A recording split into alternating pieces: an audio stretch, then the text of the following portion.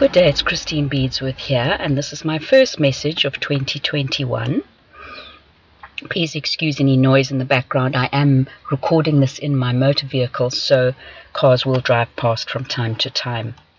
This message is called Harrowing Time, and it's part 1 of the message. I have yet to release part 2. On January the 6th, 2021, the day the electoral votes were to be certified in Washington, D.C., I was sitting drinking tea, and the Lord suddenly said, "My people."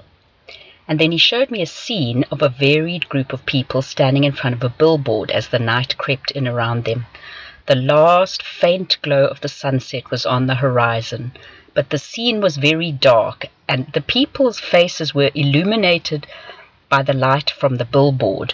They were gazing at the billboard, which seemed to be a giant screen of sorts, displaying different images, charts, graphs, and newscasts.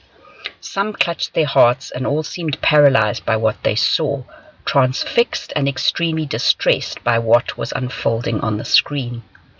Yet in spite of the lateness of the time, they seemed unable to pull their eyes away from the scenes on the billboard.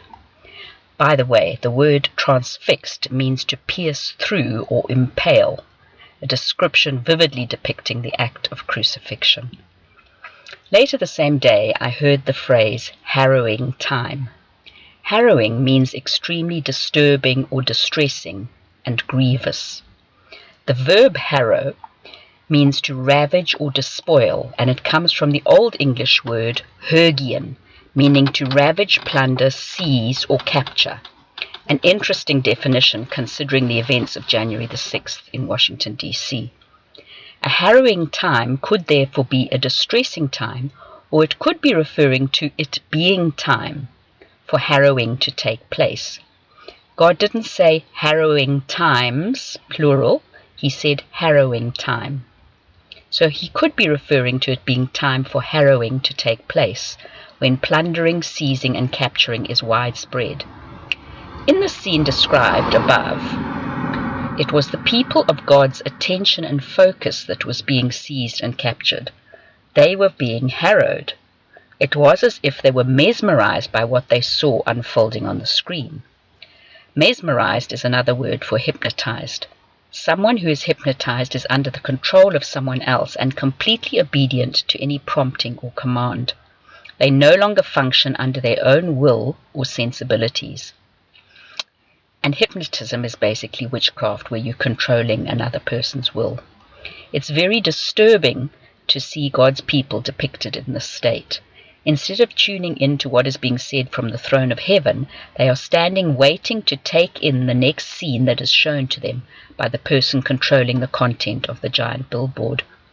Even as I type, I hear the word decoy. And a decoy is anything intended to lead someone into a snare. I have the impression that what is being displayed on the screen is done so with the deliberate intent of mesmerizing God's people so that they are an easy prey. Harrow, as a noun, is defined as an agricultural implement with spike-like teeth or upright discs, drawn chiefly over ploughed land to level it, break up clods, and root up weeds. This is interesting as it is the last action to prepare the soil before the seed is sown, and it deals with any remaining hard ground and exposes and uproots weeds. This brings to mind the tares, which are weeds that look like wheat, but which provide no nourishing grain during harvest. A harrowing time would therefore be a time when weeds or counterfeit believers are exposed and uprooted so that the seedbed is cleared before the precious grain is set in place in the field. God has seed in his seed pouch, hidden and waiting to be cast by his hand into their appointed end-time positions. But first the harrowing must take place, the field must be cleared, and the weeds pulled up. The word harrow appears in the Bible. The Hebrew verb sadad occurs in 3 passages: Job 39:10, Isaiah 28:24, and Hosea 10 verse 11. In the first 2 it is translated harrow. In the last one it is translated break the clods. The Hebrew word haritz is translated as the noun harrow in 2 Samuel 12:31 and 1 Chronicles 20 verse 3. You can look up those verses in your own time. The haritz is a tribulum, that's the Latin word, or a sharp threshing sledge. So here we see that the harrowing time is connected to tribulation. Now this is where it gets interesting. The words hearse and rehearse are rooted in the Oscan word for wolf, herpus, which is a large iron-toothed rake or a harrow, and the meaning alluded to the long, sharp, pointed, jagged teeth of wolves. The word hearse derives from the Old French herse or herce, H-E-R-C-E, from the Latin herpex, which means rake or harrow, describing the framework for candles hung over a coffin, and it later came to refer to a vehicle for conveying a coffin to a funeral. It's interesting that we have a mention of a hearse here. If you cast your mind back to the deadbolt, which was pulled back so that the door could be opened for the Antichrist to be revealed in my previous article, Waiting in the Wings. The Roman herpex was actually what we would today call a harrow, a heavy frame with sharp iron teeth used to break up an even off ploughed ground. And it was called erpikes, from the Oscan herpus, meaning wolf. To rehearse meant to re-harrow, or go over again or repeat. The Latin word lupata and lupatus also referred to the sharp-pointed wolf's teeth, and was applied to sundry things furnished with many sharp points and indentations, like a handsaw and a jagged bit for hard-mouthed horses. So the sharp-pointed teeth of a wolf gave the harrow its name. Could a wolf in sheep's clothing be involved in triggering the harrowing time? It is surely no coincidence that the Greek word for wolf means white. Jesus referred to the Pharisees as whitewashed tombs. They had the outward appearance of holiness, presented themselves as devout followers of God, but their hearts were filled with death. Satan's messengers also appear as angels of light, or wolves in sheep's clothing.